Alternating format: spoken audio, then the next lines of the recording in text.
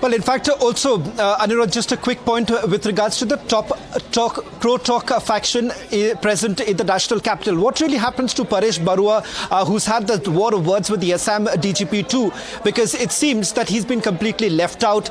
And the reason essentially being that he wasn't really willing to give up on arms, number one. Number two is with regards to the recruitment that still was being carried out by the Paresh Barua faction. What more details can you pick up?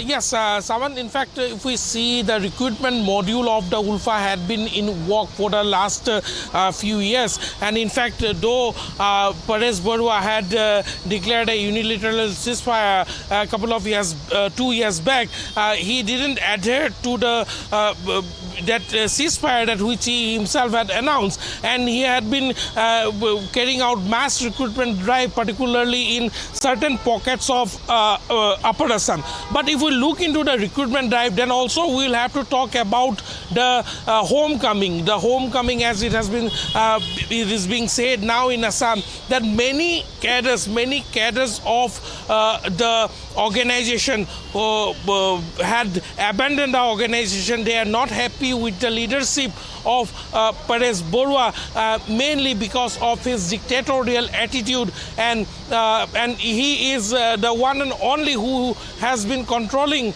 the anti-talk factions. And recently, in fact, one of the former ULFA cadre who had come back to the mainstream had clearly pointed out that there are hardly around 200 to 300 cadres now left in the jungles of Myanmar with Paresh Barua, and Paresh Barua himself is having a lavish lifestyle somewhere in Myanmar, and most of his family members, including both of his sons, are leading a lavish life in foreign countries. So this gives a major blow to Paresh Barua, because day by day, as more and more cadres from the outfit are abandoning the insurgent group and they are joining the mainstream, the hold of Paresh Barua is also now gradually declining within the ULFA. And yes, let me also tell you, Sawan, that yes, with the signing of this peace accord, we might see another surge of homecoming from the jungles in Myanmar. Many top leaders who are known to be very close to Paresh Barua and who are but actually not happy with the leadership of Paresh Barua are ready to move back to their home. They are ready to move back and join the mainstream. But yes, they were also waiting for something concrete to come on the ground. And this peace accord, which will be signed on the December 29th, will be that concrete platform which will pave further way for the cadres in Myanmar to join the mainstream. Sawan.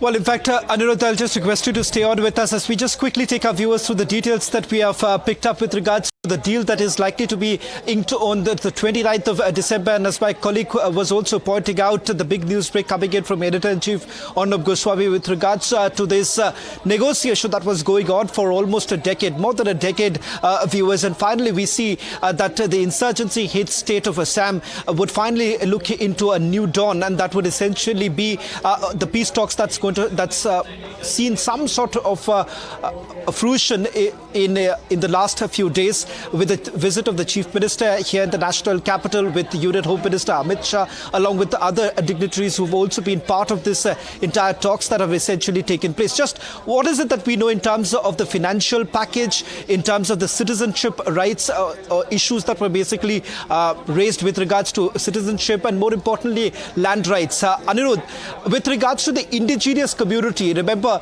what we are picking up is also the fact that this is going to be a comprehensive package. What more are you sensing from the talks that you've had with some of your sources in Assam, and what is it that they're indicating? How does the package really look like? Yes, Awan, this also include financial package, and apart from the financial package, what more important is that many issues like the NRC upgradation and error-free NRC is also part of the charter of demands put in by the ULFA. There are also many things which are linked to the clause 6 of the Assam Accord, like reservation for the indigenous people as far as representation in the assembly and the parliament is concerned, and also issues like the sealing of the Indo-Bangladesh border, job guarantee for the local youths. These were all part of the 12-point charter of demand which was put in by the ULFA product faction. But let me also bring you another aspect, Sawan, that when this peace process started way back in 2011, it was in a very, very slow-paced manner, and only after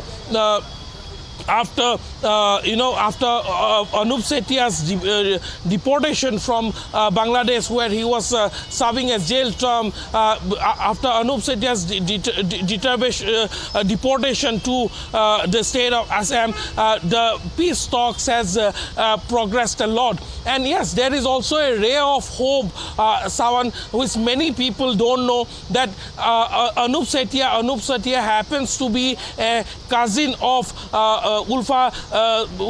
ULFA's anti-dog faction leader, Paresh Barua. So yes, there is another ray of hope that yes, Anup Setia might at some point will be able to convince Paresh Barua to come back to the mainstream if this talks succeeds on the 29th of December. Sawan. Well, in fact, in terms of the package that we are essentially talking about, and more importantly, what does it mean for the state of Assam? I don't know, for those who've actually seen the peak of militancy, the peak of insurgency in the state of Assam, where we have seen that there was enough attempts that were made by the ULFA to, perhaps disrupt the law and order situation. But they have largely been, perhaps clinging on to the fact that the indigenous community of Assam has always been sidelined and the rights of indigenous community has never been fulfilled. But having said that, several governments that have come in, starting from the Congress government in the state of Assam to even the BJP government in the state of Assam, the focus has actually changed. It is no longer what we had seen in the past, where illegal, we have seen the kind of illegal migration that has actually taken place in the state of Assam. That is the reason why the rights of the locals were literally being snatched away, and that is the reason why there was that element of grievance that many actually had. The government has made it abundantly clear that this is also going to be an essential component of the package that they are basically looking at.